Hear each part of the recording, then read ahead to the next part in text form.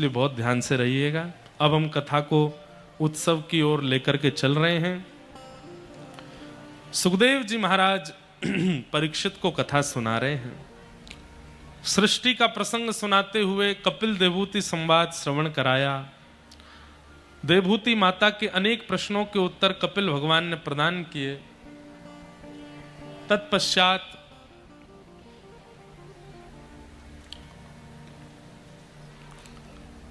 ध्रुव जी महाराज का प्रसंग आया, जहां 5 वर्ष के बालक ने केवल 5 महीने में ठाकुर जी की प्राप्ति कर ली।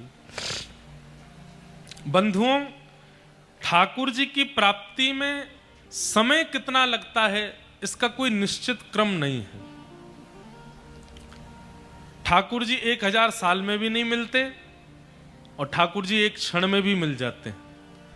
तो इसलिए अगर ये पूछा जाए कि ठाकुर जी की प्राप्ति में अवधि कितनी है, समय कितना लगता है, तो समय नहीं लगता।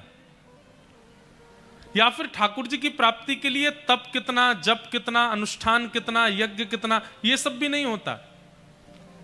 ठाकुर जी की प्राप्ति में आपका उत्साह देखा जाता है। उत्साह कितना है, जितना अधिक उत्साह है उतनी जल्दी ठाकुर जी प्राप्त होते हैं।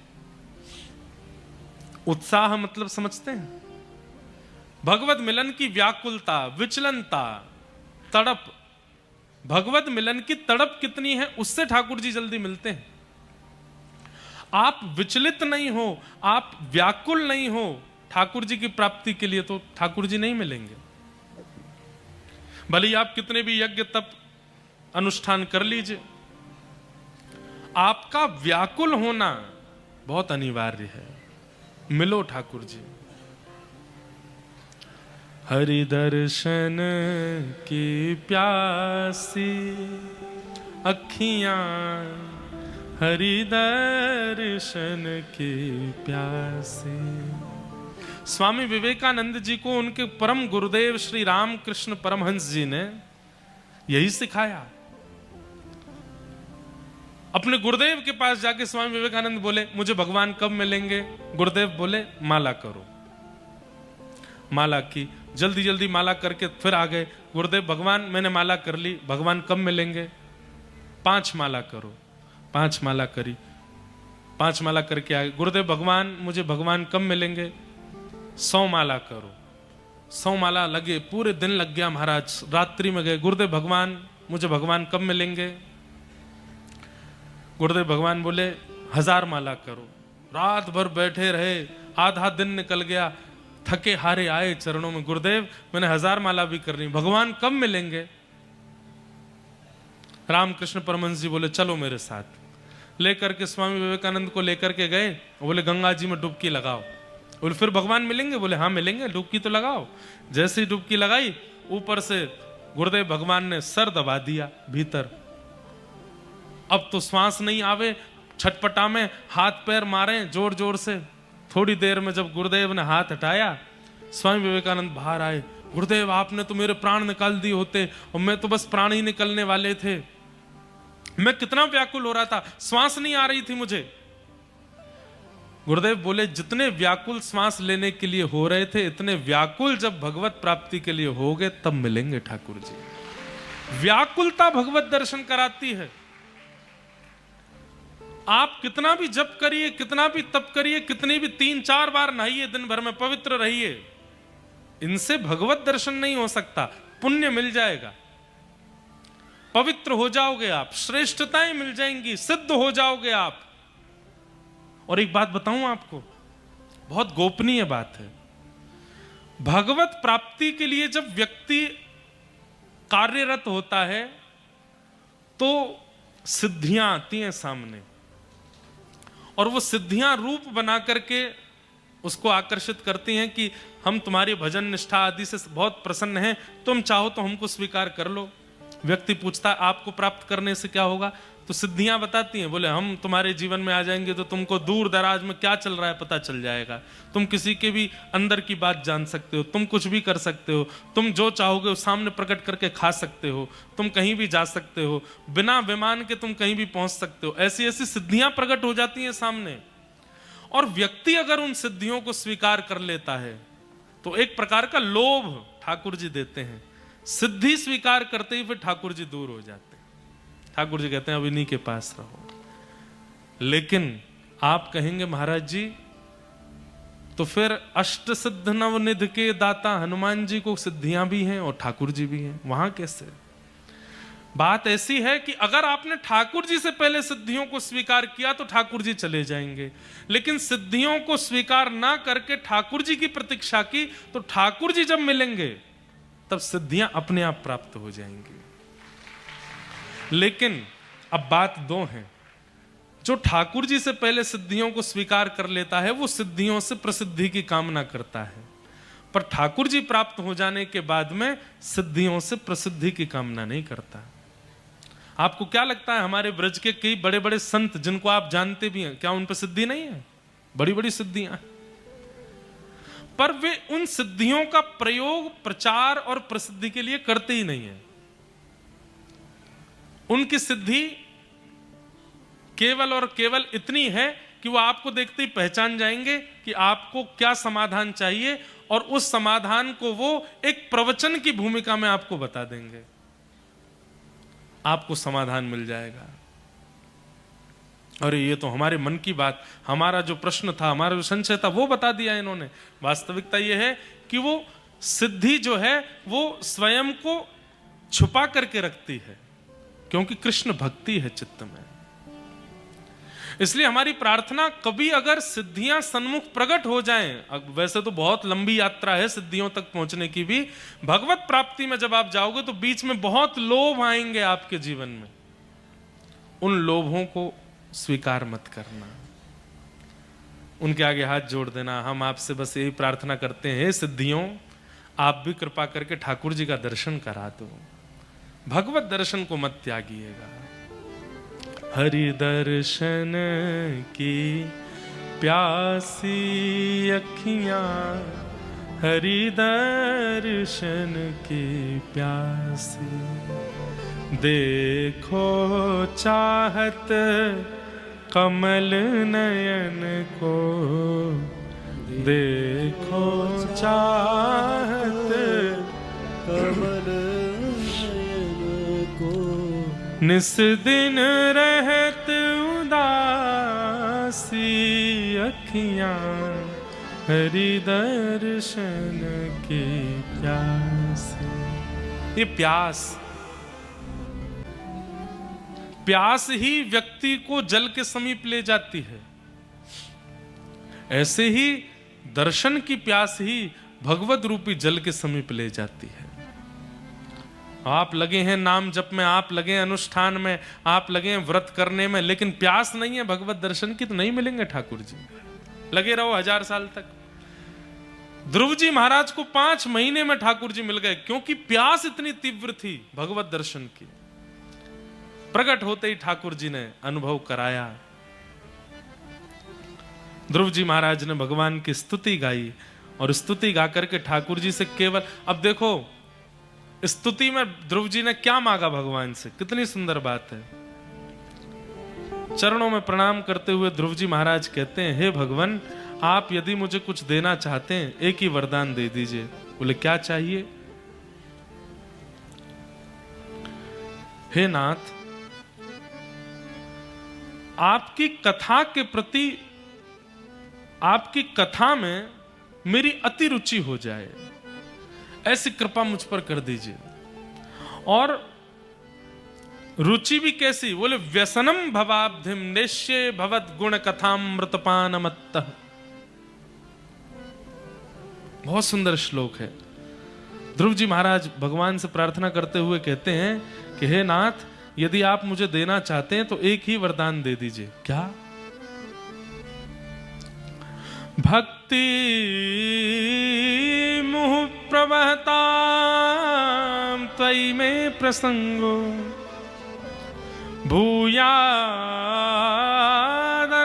महता ममलाशयानाम्, येनाञ्जसोल्वणमुरुव्यसनं भवाब्धिं, निश्ये भवद्गुण कथामृतपानमत्तः।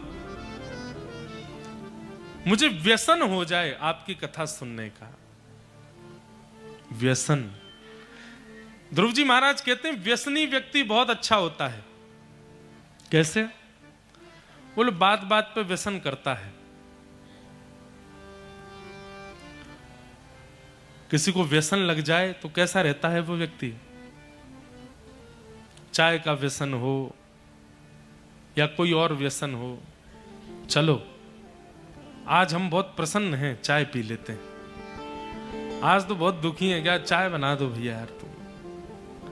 आज मौसम कितना अच्छा, चाय बना दो। आज मौसम बड़ा खराब हो रहा है भैया, थोड़ी चाय दे दो हमको। व्यसनी व्यक्ति बात बात पर अपने व्यसन को ही पूछता है। हम तो चाय की बात कर रहे हैं, और भी कई व्यसन है संसार में।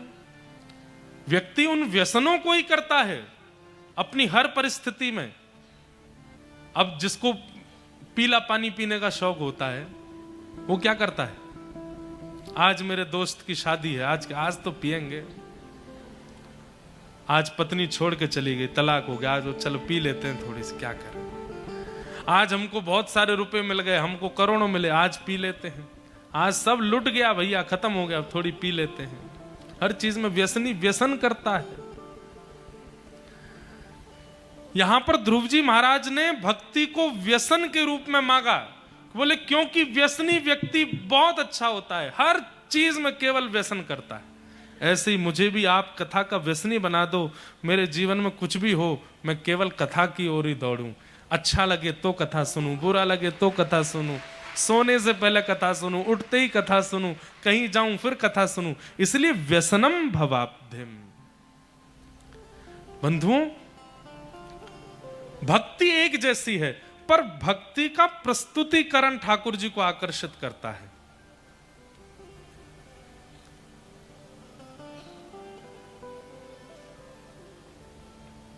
स्कूल में जब हम पढ़ते थे, आप लोग भी पढ़ते थे, तो समर वेकेशन में हॉलीडे होमवर्क्स मिलते थे। एक ही होमवर्क मिला है सब लोगों को, पर उस होमवर्क में भी, हॉलीडे होमवर्क में भी, उस प्रोजेक्ट में भी कुछ बच्चों को चुना जाता था जो श्रेष्ठ होते थे। क्यों? बड़ा नीट एंड क्लीन उन्होंने डायग्राम बनाया, बहुत बढ़िया से उसकी प्रेजेंटेशन की, बहुत अच्छे से उसको सजा धजा करके लेके आए। ऐसे बच्चे बना बना के लाते थे स्कूल में डायग्राम। वो थर्माकोल पे वॉल्केनो बना रहे हैं, कभी कुछ बना रहे हैं, कभी कुछ। तो कई बच्चे उसमें बहुत अच्छी प्रेजेंटेशन करके आते, तो फिर क्लास टीचर कहता भाई सबने बनाया, इसका सबसे बढ़िया। और जिसका सबसे अच्छा होता था उसको फिर प्रदर्शनी में रखा जाता था, सबको देखें ये हमारे स्कूल के बच्चों ने बनाया। ऐसे ही अब मुझसे पीछे तक हजारों लोग हैं, सबको पता है भक्ति कैसे करनी है, राधा नाम कैसे लेना, कृष्ण नाम कैसे गाना, महामंत्र कैसे करना। हम सब करते भी हैं, पर हम सबके डायग्राम्स में जिसकी प्रेजेंटेशन अच्छी होती है, जिसकी प्रेजेंटेशन में नीट एंड क्लीन होती है, बहुत लगन के साथ में जिसने प्रस्तुत किया होता है, उसी के भाव को प्रदर्शनी में रखा जाता है। ठाकुर जी उसी को स्वीकार करते हैं। यहां बैठा हर व्यक्ति भगवान नाम गाता है, पर उसका प्रस्तुतिकरण कैसा है? मीराबाई का प्रस्तुतिकरण अद्भुत है, भक्त प्रहलाद का प्रस्तुतिकरण अद्भुत है। हमारा प्रस्तुतिकरण, उसमें कुछ नवीनता है ही नहीं, कुछ नया है ही नहीं, वैसा एज इट इज है, जैसा पहले था वैसा आज, वैसा ही कल। हर दिन कुछ नया कीजिए भक्ति में। अगर भगवत प्राप्ति करना चाहते हैं तो अपनी प्रस्तुति को सुधारो। ध्रुव जी महाराज ने भगवान की स्तुति गाई, ठाकुर जी ने उन पर कृपा की। ध्रुव जी के वंश में आगे राजा बैन हुए, बैन के पृथु हुए, पृथु महाराज ने इस धरती को पृथ्वी बनाया। इस प्रकार संपूर्ण कथा आदि सब यहाँ श्रवण कराई गई। तत्पश्चात भूगोल खगोल का वर्णन, नरकों का वर्णन, सबको हम प्रणाम मात्र कर रहे हैं क्योंकि बहुत विषय है। और आगे फिर प्रहलाद जी महाराज का चरित्र आया। तत्पश्चात देवासुर संग्राम और बलि के ऊपर वामन भगवान कृपा करने के लिए गए, यह सब प्रसंग सुनाए गए। नवम स्कंद में फिर सूर्यवंशी राजाओं की कथा सुनाई गई। इसी सूर्यवंश में भगवान श्री राम का प्रादुर्भाव हुआ। सब लोग हाथ जोड़ के प्रभु श्री राम को प्रणाम करो। गुरुवर थे त्यक्त राज्यो व्यचरदनुवनम पद्म पद्भ्याम प्रियाया। ये एक श्लोकीय रामायण है, ध्यान से सुनिएगा। गुरुवर थे त्यक्त राज्यो व्यचरदनुवनम पद्म पद्भ्याम प्रियाया। पाणिस्पर्शा क्षमाभ्याम मृजद पथरुजो यो हरीन्द्रानुजाभ्याम। वैरूप्या शूर्पणख्या प्रिय विरहरुष रोपित ब्रूविजम्भः। तस्ताब्ध बद्ध सेतु खलदवदहन कौशलेन्द्रोवतान्नः। बोलो राजा रामचंद्र भगवान की। एक श्लोक में राम कथा और 2 अध्यायों में राम कथा भागवत में सुनाई गई, जिसे सुक रामायण कहते हैं। उन्हें हम प्रणाम करते हैं। तत्पश्चात चंद्रवंश के राजाओं की कथा सुनाई और इसी चंद्रवंश में प्रकट हुए भगवान श्री कृष्ण। अब हम कृष्ण कथा की ओर बढ़ेंगे। सब लोग कमर कस के बैठना, उत्सव मनेगा, खूब आनंद होगा। आज सागर वृंदावन गोकुल का रूप धारण करेगा।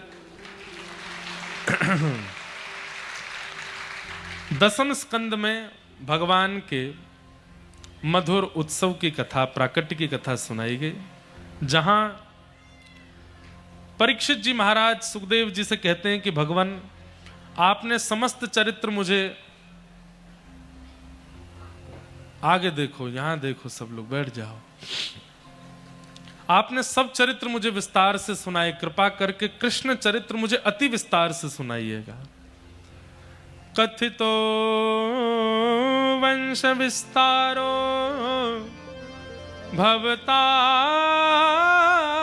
सोम सूर्ययो राज्ञां चोभयवंश्यानां चरितं परमाद्भुतम्। आप मुझे कृष्ण लीला विस्तार से सुनाइए, क्योंकि सुखदेव जी ने परीक्षा ली। क्या? 2 श्लोकों में पूरी कृष्ण कथा सुना दी और कृष्ण कथा सुना करके विश्राम हो गए। तब परीक्षित जी ने चरणों में प्रणाम करते हुए कहा, भगवान, आप किसी की भी कथा सूक्ष्म सुनाइए, चलेगा, लेकिन कृष्ण लीला तो मुझे विस्तार से सुननी है। सुखदेव जी महाराज कहते हैं, 4 दिन हो गए तुम्हें बैठे बैठे, कुछ खा लो, कुछ पी लो, थोड़ा टहल लो, थोड़ा आराम कर लो। 4 दिन से अनवरत कथा सुन रहे हो, थक गए होंगे। परीक्षित जी महाराज कहते हैं, भगवान, अब मुझे थकान नहीं हो रही है। आपके मुख से इतनी सुंदर कथा जब चलती है, मुझे भूख नहीं लगती, मुझे प्यास नहीं लगती, मुझे समय का पता नहीं चलता, मुझे निद्रा नहीं आती। अब तो बस मुझे यही लग रहा है कि बस ये 7 दिन पूरे हों और तक्षक सर्प आए, उससे पहले मुझे श्याम सुंदर की प्राप्ति हो जाए। अब मुझे भूख प्यास नहीं। बंधु, प्रेम का एक स्वभाव होता है, बहुत ध्यान से सुनिए, सब लोग इधर देखो। हम संसारी प्रेम की बात नहीं करते, तो इसलिए आजकल के लड़का लड़की वो वाली बात नहीं समझा करो, अपने मतलब की बात नहीं सुनना। प्रेम का एक स्वभाव होता है, क्या से, और अब उनको निद्रा नहीं, भूख नहीं, प्यास नहीं, बस हाथ जोड़ के निवेदन कर रहे हैं कि आप तो बस कथा सुनाओ।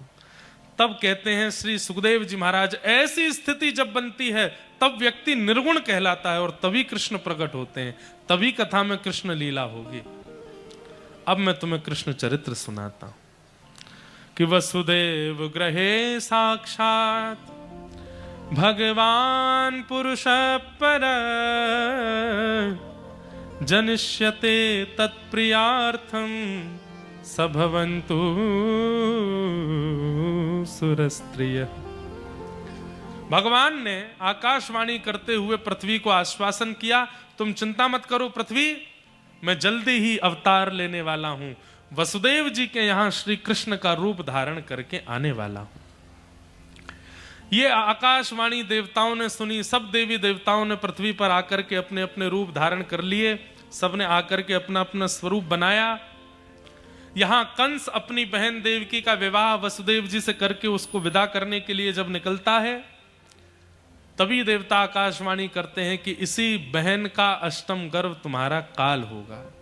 सुनते ही कंस को क्रोध आया, तलवार निकाल करके सर धड़ से अलग करने का प्रयास करने लगा। वसुदेव जी ने चरणों में प्रणाम करके कहा, जितनी संतान होगी हम सब तुमको दे देंगे, बहन पर आक्रमण मत करो। 6 बालकों को कंस ने मार दिया। 7वें बालक के रूप में बलराम जी पधारे, पर भगवान ने योग माया से निवेदन किया कि आप जाकर के हमारे जो बड़े भैया बलराम जी हैं, इनको रोहिणी मैया के गर्भ में विराजमान करवाओ। वसुदेव जी महाराज की 7 पत्नियां हैं, उनमें से एक पत्नी है रोहिणी और एक पत्नी है, सबसे छोटी पत्नी है देवकी। देवकी मैया के गर्भ में कुछ महीने बलराम जी रहे, उसके बाद योग माया यानी कि वैष्णो देवी, उन्होंने उस बालक को रोहिणी मैया के गर्भ में स्थानांतरित कर दिया और कंस को खबर मिली कि 7वां बालक गर्भ में ही नष्ट हो गया। अब आई 8वें की बारी। कंस ने सैनिक लगा दिए, डबल डबल ताले लगवा दिए, कहीं से भी निकल के भागने ना पाए मेरा शत्रु।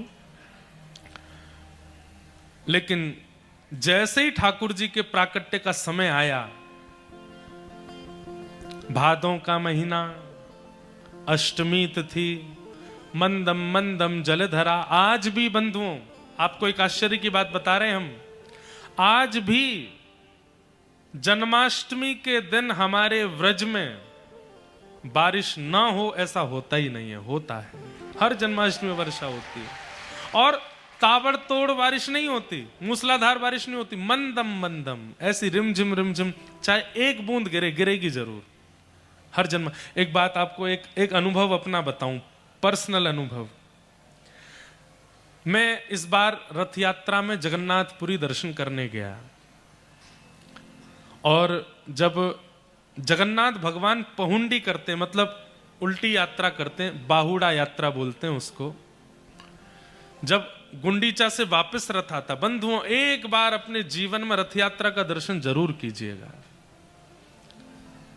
आप ये सोच लीजिए, त्रिलोकीनाथ ब्रह्मांड नायक भगवान स्वयं रथ पर आरूढ़ होकर के पूरे विश्व को दर्शन देते हुए चलते हैं महाप्रभु जगन्नाथ जी। एक बार अपने जीवित अवस्था में, प्राण निकले उससे पहले, महाप्रभु जगन्नाथ जी को नंदी घोष, उनके रथ का नाम है नंदी घोष, उस रथ पर दर्शन जरूर कीजिए। उसका कितना पुण्य बताया गया। और उससे भी ज्यादा पुण्य महाप्रभु जगन्नाथ जी रथ से चल करके जहां जाते हैं गुंडीचा, वहां दर्शन करने का पुण्य तो उसका तो वर्णन ही नहीं कर सकते, कितना पुण्य है। तो इस बार मैं दर्शन करने के लिए गया,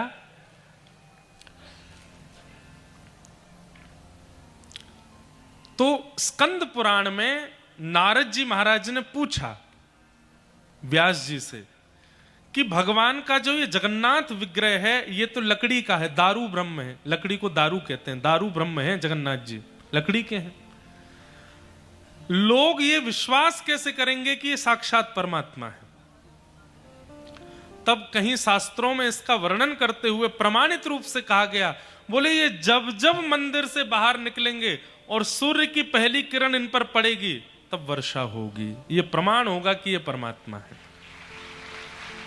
तो मैं गया दर्शन करने के लिए, तो जब हमको तो सब मठ मंदिर के लोग जान जाते हैं, हमारी कथा वक्ता होने का एक बहुत बड़ा फायदा, हमको सारे पुजारी सब मठ मंदिर के महंत सब जानते हैं, खींच खांच के हमको अंदर। 8वीं संतान के रूप में श्री ठाकुर जी पधारे, भगवान का प्रादुर्भाव हुआ है, सब सो रहे हैं गहरी निद्रा में।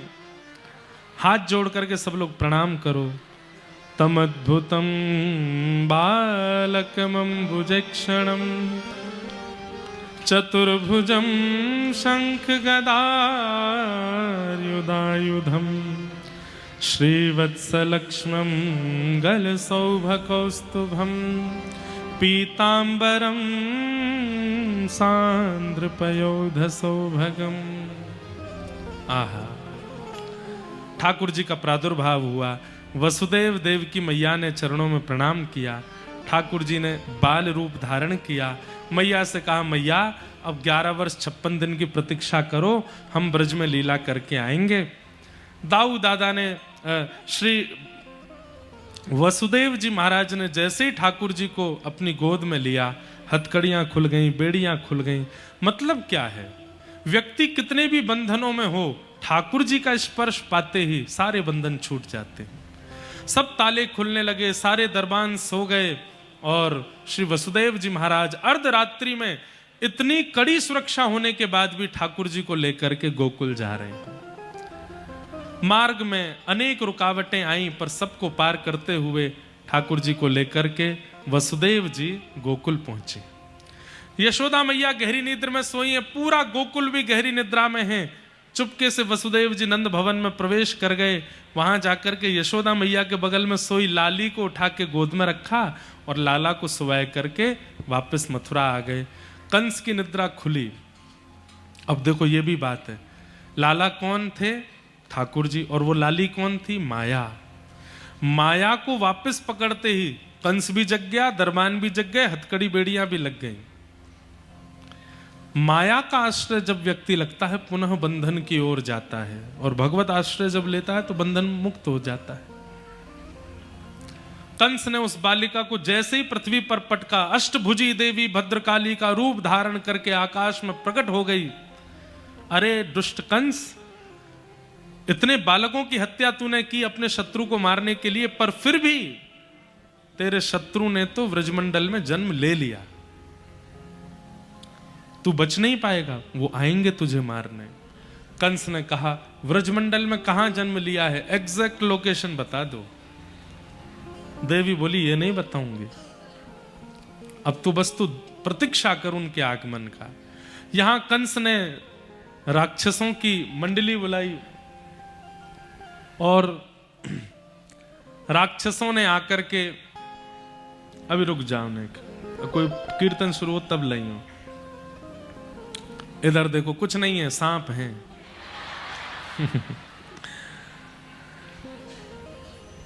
यहां कंस को करने दीजिए वो जो कर रहे हैं, हम लोग गोकुल चलते हैं। नंद बाबा 80 बरस के है गए, पर लाला नाए भयो। लेकिन अब की बार सब ब्रजवासी ने बाबा को आशीष दियो, बाबा तुम तो अच्छे थे, ब्रजवासी को घुटवाए दो, अब की बार लाला ही होएगो। ब्रजवासी ब्राह्मण गैयान की ऐसी सेवा करी नंद बाबा ने। आहा, आज की तिथि है कि आज लाला को होना है, लाली होगी कि लाला पतोना है। नंद बाबा की दो बहन नंदा सुनंदा, ये दोनों सबसे पहले उठी और उठ करके सीधे नंद भवन में गईं। नंद भवन में जाकर के देखी नंदरानी यशोदा मैया गहरी निद्रा में सोई हैं, पर बगल में नीलमणि जैसो एक बालक सोयो है, चदरिया ओढ़ के। लालाए की लाली जे ना पतो। आपकी बुंदेलखंडी और हमारी ब्रजभाषा थोड़ी थोड़ी मिलेगी, कहीं कहीं मिलेगी। कल कोई आए, वो कह रहे थे कि हमारी बुंदेलखंड की भाषा में तो सबकी भाषाएं उधार है, सबकी भाषा आ जाती है। हमने कही आपकी बुंदेलखंड की भाषा में उधार नहीं, आपकी बुंदेलखंड से सब भाषाओं ने उधार ले रखा है, ऐसा कहो। सारी भाषाओं में बुंदेलखंड का कुछ ना कुछ भाव आ ही जाता है, ब्रज भाषा में भी आता है। पर हाँ ये बात है, बाकी सब भाषाओं ने उधार लिया, ब्रजवासियों ने नहीं लिया। ब्रज भाषा तो स्वतंत्र है, अपनी ठाकुर जी की भाषा है। नंदा सुनंदा दोनों गईं और जैसी जाए करके देखो महाराज यशोदा मैया के बगल में नीलमणि जैसो बालक कुल बुलाए रहे हो, हाथ पाम चलाए रहो, लेकिन यो ना पतो कि लाला है कि लाली। नंदा सुनंदा बोली, अरे बहन एक लाला है जाए, फिर भली 6 लाली है जाए, एक लाला तो होए। दूसरी बोली, अब चदरिया हटाए के देख तो सही लाला है कि लाली। बोले कहीं लाली ना हो। बोले लाली है वैसे और तो कोई दिक्कत नहीं, पर हम भुआ है ना। अब लाली के प्रति तो न एक दया सी आ जाए। अब बातें कहा काम करामेंगी, वाके कानू ना पकड़ सके, बातें कुछ कहू ना सके। अब हम भुआ कल को आमेंगी, लाला होएगा तो पाम छुवाएंगी, बातें बाजार से सामान मंगवाएंगी, अपनो सामान उठवाएंगी, कानू मरोड़ूंगी, मारेंगी, पामू दबामेंगी। सबरी सेवा करवे को अवसर मिलेगा लाला होएगा तो। 21 बार हरिशरणम को जाप कियो, हरिशरणम हरिशरणम हरिशरणम। और जैसे ही महाराज चदरिया हटाई है, चदरिया हटाती है गया है गया है गया है गया है गया है गया है गया है गया।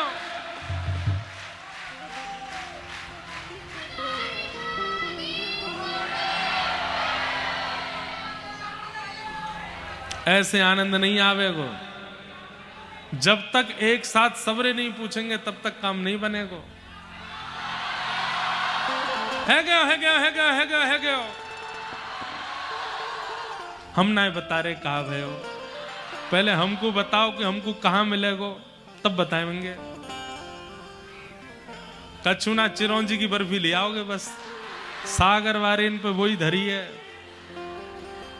पूछो एक बार कहा भयो। अरे भैया आप सबन के प्रेम के फलस्वरूप नंदरानी के लाला भयो है। बधाई हो बधाई हो बधाई हो। पूरे ब्रजमंडल में हवा की तरह बात फैल गई कि नंद बाबा के लाला भयो है। नंद बाबा को पतो चली, जमुना जी में स्नान कियो, पीले वस्त्र पहने और महाराज ब्राह्मणन की टोली पहुंच गई। स्वस्ति वाचन है रहो है। पूरे वृंदावन में, पूरे गोकुल में, पूरे ब्रजमंडल में सब यही गा रहे हैं।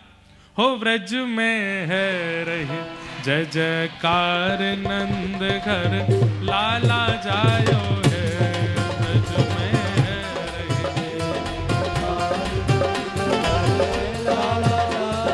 हाँ ब्रज में है रही जय जयकार नंद घर लाला जायो है। ब्रज में है रही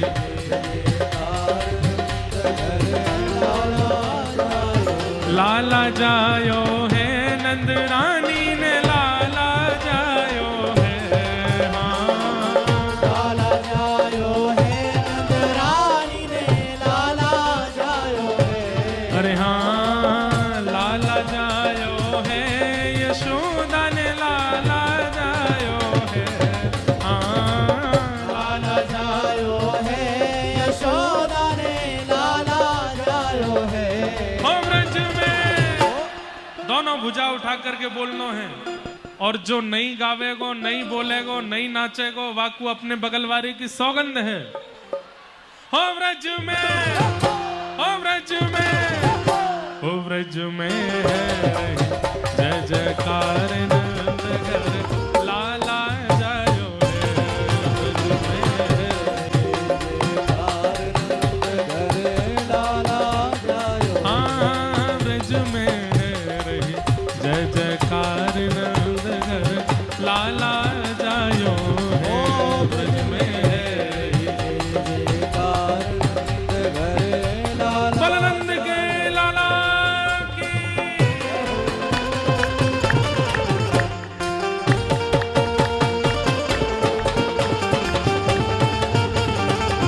बधाई हो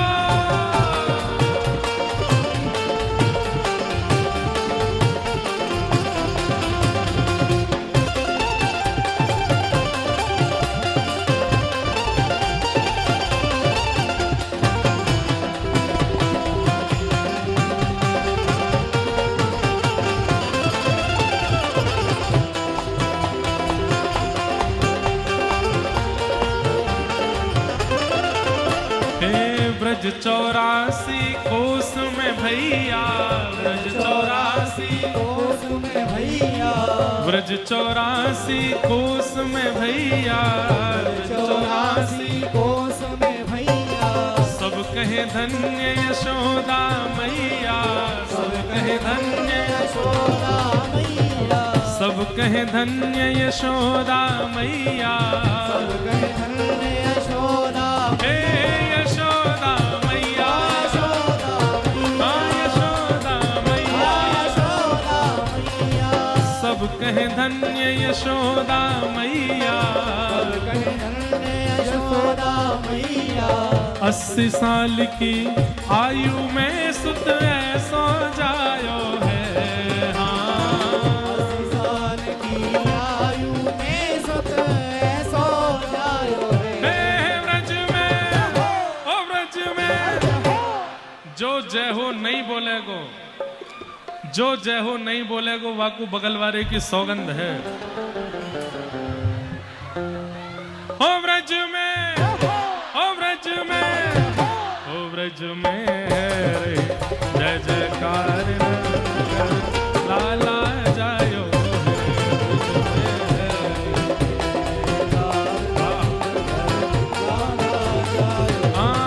व्रज में रे जय जयकार नंद घर लाला जायो है।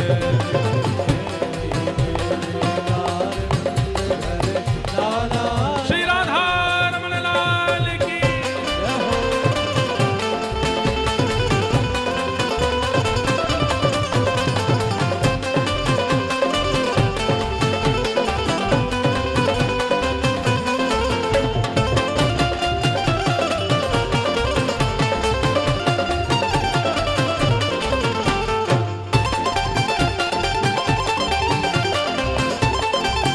वननंद के लाला की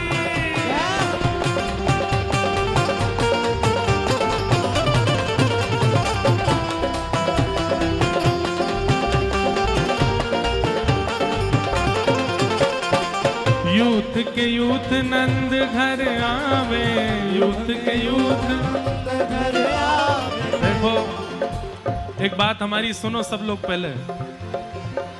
वाह, कथा कर लो आप ही, कुछ कह दो इसमें। बधाई हो। आपकी आवाज वैसे इतनी तेज होनी चाहिए कि इनका रोना निकल आवे, तब मानो बधाई भाई। आओ मत न, एक देर रुक जाओ थोड़ा, आप लोग पीछे जाओ, सब लोग पीछे, इतनी जगह खाली है, पीछे की ओर जाओ, व्यवस्थाएं बिगाड़िए नहीं, सब लोग थोड़े थोड़े पीछे जाओ, नेक नेक पीछे जाओ। देखो एक बात हमारी सुनो, हमारा भी नीचे आने का मन है, लेकिन हम तभी आएंगे जब आप पीछे जाओगे। पहले पीछे जाओ, पहले पीछे जाओ। अरे भैया तुम तो कर लो कथा। यूथ के यूथ नंद घर आवे, ग्वाल बाल सब हिल मिल गावे, वो सब हिल मिल गावे, सब हिल मिल गावे। यूथ के यूथ नंद घर आवे, यूथ के यूथ घर आवे, ग्वाल बाल सब हिल मिल गावे।